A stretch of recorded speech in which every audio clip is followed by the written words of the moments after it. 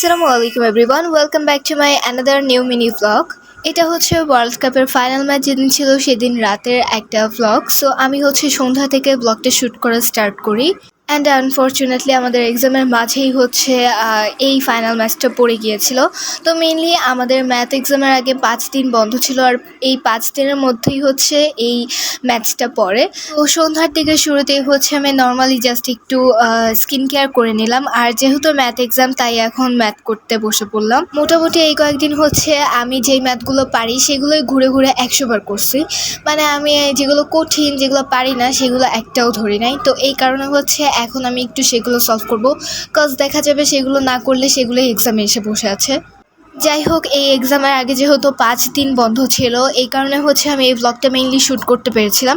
তা না হলে আমি জীবনেও এই ব্লগটা করতে পারতাম না। আমার এখনও 2022 সালের ওয়ার্ল্ড কাপ ফাইনাল ম্যাচের কথা মনে পড়ে। তো সেটা যেহেতু ডিসেম্বরে হয়েছিল, ডিসেম্বরে কোনো এক্সামই ছিল না, এই কারণে আমরা চট্টগ্রামে গিয়েছিলাম ঘোরার জন্য। আর সেখানেই আমার বোন চট্টগ্রাম ইউনিভার্সিটিতে পড়ে। তো আমরা চট্টগ্রাম ইউনিভার্সিটিতে গিয়ে সবাই মিলে ফাইনাল ম্যাচ দেখেছিলাম, আর প্রচুর মজা হয়েছিল। আমার এখনও সেই দিনের কথা মনে পড়ে। সো আমি জানি না আমি তখন কেন ভ্লগ করতাম না। আমার এখনও অনেক বেশি আফসোস হয় যে আমি তখন যদি ভ্লগ করতাম সেই মেমোরিটা এখন বসে দেখতে পারতাম। সো যাই হোক, সেইবার অনেক মজা হয়েছিল। আর এবছর আমাকে ঘরে বসে এখন ওয়ার্ল্ড কাপ দেখতে হবে। সো যেহেতু আমরা ঘরেই বসে দেখবো, এই কারণে আমরা কিছু স্ন্যাক্স কিনে এনেছিলাম। দেন আমার বোন নুডলস রান্না করেছে। এখন আমরা এগুলো খেতে খেতে খেলাতে দেখবো। আমাদের এলাকায় লিটারেলি অনেক বেশি সবাই হই হুল্লোড় করতেছিল। খেলা শুরু হওয়ারও অনেকক্ষণ আগে থেকে, প্রায় 10টা থেকে সবাই বাঁশি টাশি বাজাচ্ছিল। মনে হচ্ছিল এক প্রকার ঈদ লেগে গেছে। আমার আম্মু তো আমাকে একদমই খেলা দেখার পারমিশন দিচ্ছিল না, যেহেতু ম্যাথ এক্সাম।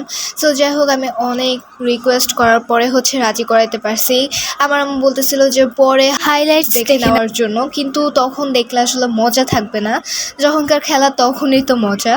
সো যেহেতু খেলা দেখতে দেখতে অনেক বেশি রাত হয়ে গিয়েছিল, তাই খেলা দেখা শেষ করেই আমি ঘুমিয়ে পড়েছিলাম।